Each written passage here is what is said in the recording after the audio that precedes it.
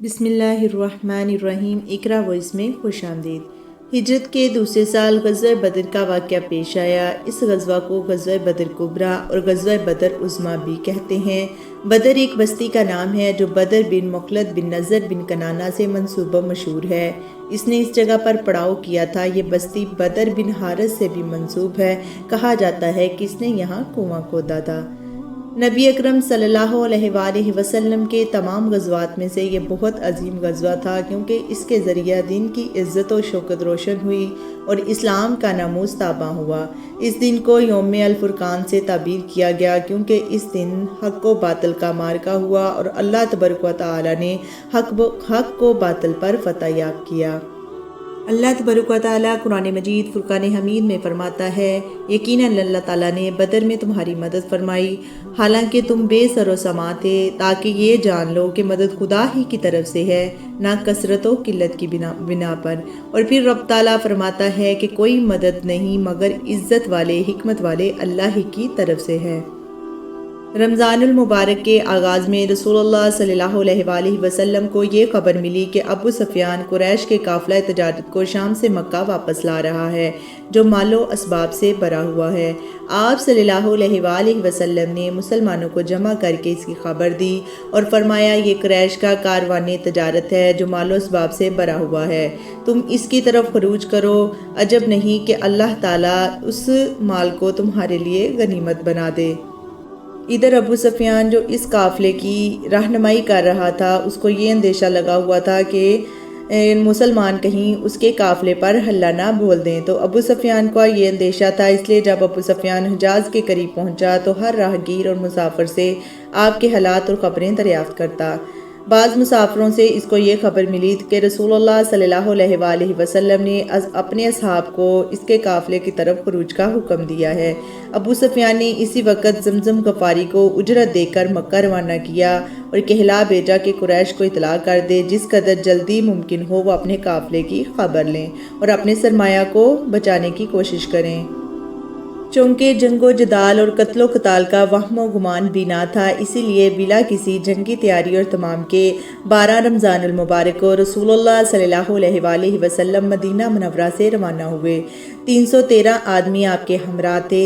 بے سر و سامانی کا یہ عالم تھا کہ اتنی جماعت میں صرف 2 گھوڑے اور 70 اونٹ تھے۔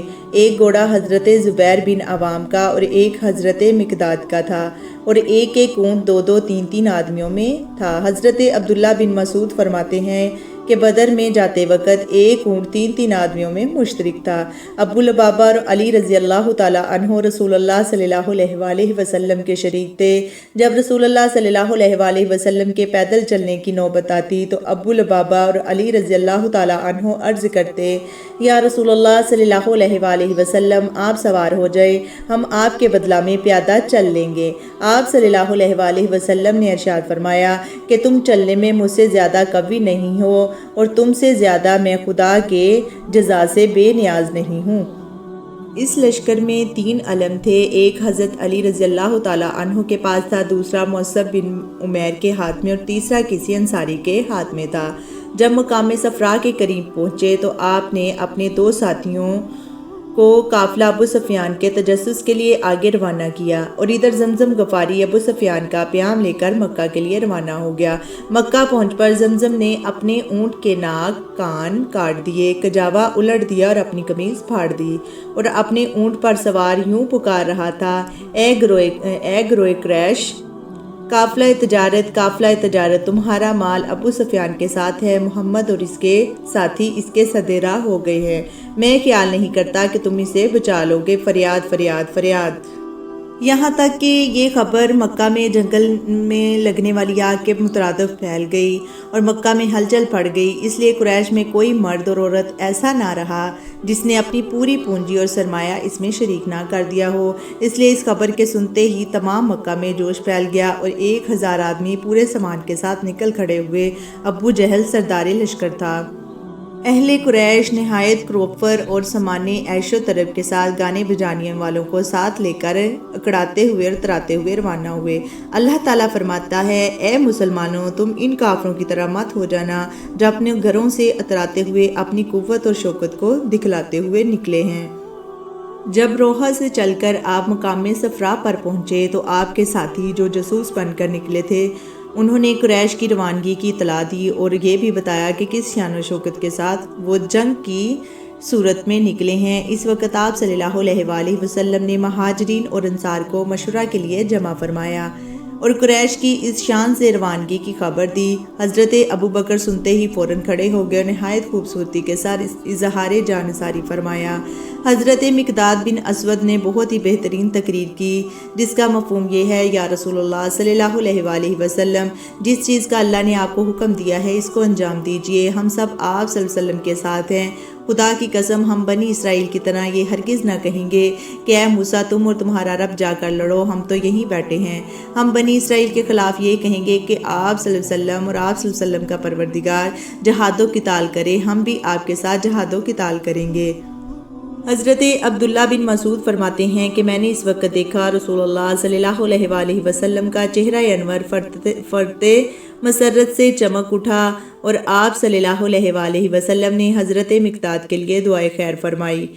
رسول اللہ صلی اللہ علیہ وآلہ وسلم اپنے صحابیوں کے ساتھ بدر کے مقام پر پہنچ گئے، مگر قریش نے پہلے پہنچ کر پانی کے چشمہ پر قبضہ کر لیا اور مناسب موقعوں کو بھی اپنے لیے چھانٹ لیا اور مسلمانوں کو پانی نہ ملا اور نہ ہی مناسب جگہ ملی۔ ریتلا میدان تھا جہاں چلنا ہی دشوار تھا، ریت میں پیر دنس دنس جاتے۔ اللہ تعالیٰ نے باران رحمت نازل فرمائی جس سے تمام ریت جم گئی اور پانی جمع کرنے کے لیے مسلمانوں نے چھوٹے چھوٹے حوض بنائے تاکہ پانی وضو اور غسل کے کام آ سکے۔ اللہ تبارک و تعالیٰ سورہ انفال میں یوں بیان فرماتا ہے، اور اللہ تعالیٰ تم پر آسمان سے پانی برسا رہا تھا تاکہ تم کو پاک کر دے اور تم سے شیطان کی گندگی دور کر دے تاکہ تمہارے دلوں کو مضبوط کر دے اور تمہارے قدموں کو جما دے۔ سبحان اللہ۔ جب شام ہوئی تو رسول اللہ صلی اللہ علیہ وآلہ وسلم نے حضرت علی، زبیر بن عوام، سعد بن ابی وقاص اور چند صحابہ کو قریش کی خبر لینے کے لیے روانہ کیا۔ اتفاق سے قریش کے 2 غلام ان کے ہاتھ لگ گئے۔ نبی اکرم صلی اللہ علیہ وآلہ وسلم نے دریافت فرمایا کہ سرداران قریش میں سے کون کون شامل ہیں، تو انہوں نے کہا عتبہ اور شیبہ، پسران ربیہ، حکیم بن خزام، نوفل بن خویلد، حارث بن عامر، طعیمہ بن عدی، نضر بن الحارث، ابو جہل بن ہشام، امیہ بن خلف، نیز کے انہوں نے قریش کے تمام بڑے بڑے نام لے لیے۔ تو نبی اکرم صلی اللہ علیہ وآلہ وسلم نے فرمایا کہ مکہ نے آج اپنے تمام جگر گوشوں کو تمہاری طرف پھینک دیا ہے۔ اگلی صبح صادق نبی اکرم صلی اللہ علیہ وآلہ وسلم نے لڑائی کی تیاری کی اور سعد بن معاذ کی رائے سے آپ کے قیام کے لیے ٹیلہ پر ایک چھپر بنا دیا گیا۔ حضرت انس بن مالک فرماتے ہیں کہ رسول اللہ صلی اللہ علیہ وآلہ وسلم جس شب کی صبح کو میدان کارزار گرم ہونے والا تھا، اس شب میں نبی اکرم صلی اللہ علیہ وسلم میدان کارزار کی طرف چلے گئے تاکہ اہل مکہ کی قتل گاہیں اپنی آنکھوں سے دکھلا دیں۔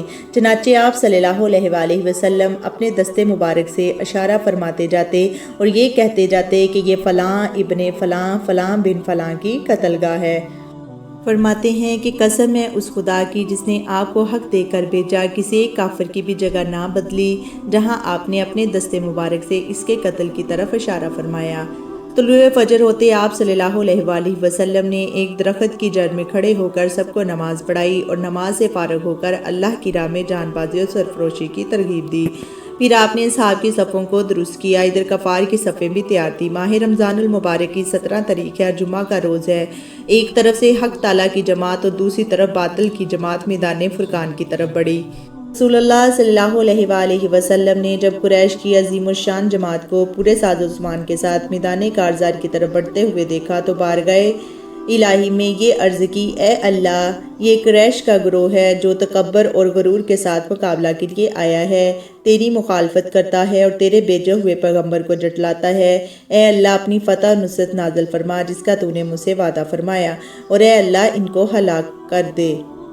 اس کے بعد رسول اللہ صلی اللہ علیہ وآلہ وسلم اپنے عریش میں تشریف لے گئے۔ صرف ابو بکر صدیق آپ کے ہمراہ عریش میں داخل ہوئے اور سعد بن معاذ تلوار لے کر عریش کے دروازے پر کھڑے ہو گئے۔ مسلمانوں کے لشکر میں سے حضرت علی، حضرت حمزہ اور حضرت عبیدہ بن الحارث مقابلے کے لیے نکلے۔ ادھر قریش کے گروہ میں سے عتبہ، شیبہ، اور ولید مقابلے میں آئے۔ حضرت علی اور حضرت حمزہ نے تو اپنے اپنے مقابل کا ایک ہی وار میں کام تمام کر دیا۔ عبیدہ خود بھی زخمی ہوئے اور اپنے مقابل کو بھی زخمی کر دیا۔ بالآخر عتبہ نے حضرت عبیدہ پر تلوار کا ایسا وار کیا جس سے حضرت عبیدہ کے پیر کٹ گئے۔ حضرت علی اور حضرت حمزہ اپنے اپنے مقابل سے فارغ ہو کر حضرت عبیدہ کی امداد کو پہنچے اور عتبہ کا کام تمام کر دیا۔ عبیدہ کو اٹھا کر آپ صلی اللہ علیہ وآلہ وسلم کی خدمت میں لے آئے۔ آپ کی پنڈلی سے خون جاری تھا۔ نبی اکرم صلی اللہ علیہ وآلہ وسلم سے دریافت کیا، یا رسول اللہ کیا میں شہید ہوں؟ تو آپ نے فرمایا کہ ہاں عبیدہ تو شہید ہے۔ ادھر رسول اللہ صلی اللہ علیہ وآلہ وسلم اپنے ید اللہ کے ہاتھ اٹھا کر اللہ تبارک و تعالیٰ سے دعا کرنے میں مشغول تھے۔ حضرت علی فرماتے ہیں کہ میں نے بدر کے دن کچھ قتال کیا اور آپ کی طرف آیا، دیکھا آپ سربسجود ہیں اور یا حیو یا قیوم کہتے جاتے ہیں۔ میں لوٹ کر گیا اور قتال میں مصروف ہو گیا۔ کچھ دیر بعد میں آپ کی طرف آیا، پھر آپ اسی حال میں تھے۔ 3 مرتبہ میں جنگ میں سے آپ کی طرف آیا تو آپ کو اللہ تعالیٰ نے فتح دے دی۔ رسول اللہ صلی اللہ علیہ وآلہ وسلم ہاتھ اٹھا کر دعا کرتے جاتے، اے اللہ تو نے مجھ سے جو وعدہ کیا ہے اس کو پورا فرما۔ اے اللہ مسلمانوں کی یہ جماعت اگر ہلاک ہو گئی تو پھر زمین پر تیری پرستش نہ ہوگی۔ روتے جاتے اور یہ لفظ دہراتے جاتے کہ اے اللہ اگر یہ جماعت ہلاک ہو گئی تو پھر زمین پر تیری پرستش نہ ہوگی۔ اسی حالت میں چادر مبارک دوش مبارک سے گر پڑی۔ حضرت ابوبکر صدیق رضی اللہ تعالیٰ عنہ نے چادر اٹھا کر دوش مبارک پر ڈال دی اور پیچھے سے آ کر آپ کی کمر سے چپک گئے۔ اللہ تعالیٰ نے بدر کے میدان میں آپ صلی اللہ علیہ وآلہ وسلم کی دعا کو قبول فرمایا اور آسمانوں سے فرشتوں کا نزول مسلمانوں کی امداد کے لیے اتارا۔ چونکہ اس جنگ میں کفار و مشرکین کی امداد کے لیے ابلیس بھی اپنے لشکر کے ساتھ حاضر ہوا۔ اللہ تعالیٰ نے مسلمانوں کی امداد کے لیے آسمان سے فرشتے اتارے اور اس دن فرشتے زرد رنگ کے اماموں میں اترے۔ زبیر بن عوام سے روایت ہے اور زبیر بن عوام خود بھی بدر کے دن زرد رنگ کا امامہ باندھے ہوئے تھے۔ عتبہ، شیبہ اور ولید کے قتل ہو جانے کے بعد قریش کے لشکر میں ہلچل مچ گئی تو ابو جہل نے لوگوں کو جرأت دلائی اور جنگ پر آمادہ کیا۔ اے لوگو، عتبہ، شیبہ اور ولید کے قتل ہونے سے گھبراؤ نہیں، ان لوگوں نے عجلت سے کام لیا۔ قسم ہے لات اور عزا کی، ہم اس وقت تک ہرگز واپس نہ جائیں گے جب تک ہم ان کو رسیوں میں نہ باندھ لیں۔ اس کے بعد ابو جہل نے اللہ سے یہ دعا مانگی، اے اللہ ہم میں سے جو قرابتوں کا قطع کرنے والا غیر معروف امور کا مرتکب ہو اس کو ہلاک فرما، اور ہم میں سے جو تیرے سب سے زیادہ نزدیک اور محبوب اور پسندیدہ ہو آج اس کو فتح و نصرت عطا فرما۔ جس پر اللہ تعالیٰ نے یہ آیت نازل فرمائی، اگر تم فتح طلب کرتے تھے تو دیکھ لو تمہارے سامنے فتح آ گئی، اب اگر آئندہ کو باز آ گئے تو تمہارے لیے بہتر ہے اور تمہاری جماعت ذرا برابر بھی تمہارے کام نہ آئے گی، اگرچہ وہ جماعت کتنی ہی زیادہ کیوں نہ ہو، اور تحقیق اللہ تعالیٰ ایمان والوں کے ساتھ ہے۔ جب جنگ شدت اختیار کر گئی تو رسول اللہ صلی اللہ علیہ وآلہ وسلم نے 3 مرتبہ چہرے خراب ہوئے، چہرے خراب ہوئے، چہرے خراب ہوئے پڑھ کر ایک مٹھی سنگریزے قریش کی طرف پھینکے اور صحابہ کو حملہ کا حکم دیا۔ ایک لمحہ کی مہلت تھی، ذلت کا غبار چھا گیا اور اہل کفار آنکھیں ملنے لگے۔ شہاب زہری اور عروہ بن زبیر فرماتے ہیں کہ اللہ تعالیٰ نے اس مشت خاک کو عجب شان بنائی، ہر شخص رنگو اور حیران تھا کہ کہاں سے اور کدھر جائے۔ مشت خاک کا پھینکنا تھا کہ کفار کا تمام لشکر سراسیمہ ہو گیا اور بڑے بڑے بہادر جان باز قتل اور قید ہونے لگے۔ مسلمان خدا کے دشمنوں کے قتل کرنے اور گرفتار کرنے میں مشغول ہو گئے۔ اسلام کا سب سے بڑا دشمن ابو جہل اس معرکہ میں حضرت افرا کے بیٹے معاذ اور موز کے ہاتھوں قتل ہوا۔ بالآخر اللہ تبارک و تعالیٰ نے اپنا وعدہ سچ کر دکھایا اور مسلمانوں کو فتح مبین حاصل ہوئی۔ قریش کے 70 آدمی قتل اور 70 گرفتار ہوئے۔ مقتولین کی لاشوں کو متعلق رسول اللہ صلی اللہ علیہ وآلہ وسلم نے بدر کے کنویں میں ڈالنے کا حکم دیا۔ فتح کے بعد آپ صلی اللہ علیہ وآلہ وسلم نے بدر میں 3 روز قیام فرمایا۔ 3 روز قیام کے بعد مدینہ منورہ کی طرف سفر کیا اور مال غنیمت عبداللہ بن کعب کے سپرد فرمایا اور مقام صفرا میں پہنچ کر مال غنیمت کو تقسیم فرما دیا۔ مال غنیمت کی تقسیم کے بارے میں اللہ تبارک و تعالیٰ نے یہ آیت نازل فرمائی، کہ آپ صلی اللہ علیہ وآلہ وسلم سے مال غنیمت کا حکم پوچھتے ہیں۔ آپ صلی اللہ علیہ وسلم کہہ دیجئے کہ مال غنیمت اللہ کا اور اللہ کے رسول کا ہے، یعنی مال غنیمت کے مالک حق تعالیٰ اور رسول اللہ صلی اللہ علیہ وآلہ وسلم اس کے نائب ہے۔ جس طرح مناسب سمجھیں تقسیم کر دیں۔ مقام صفرا میں پہنچ کر آپ صلی اللہ علیہ وآلہ وسلم نے یہ تمام مال مسلمانوں میں برابر تقسیم کر دیا۔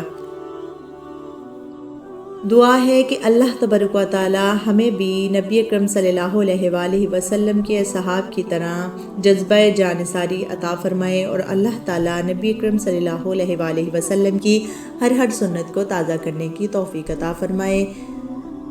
اس طرح کی مزید اچھی ویڈیوز کے لیے جڑے رہیے گا اقرا وائس کے ساتھ۔ تب تک کے لیے اجازت دیجیے۔ اللہ حافظ۔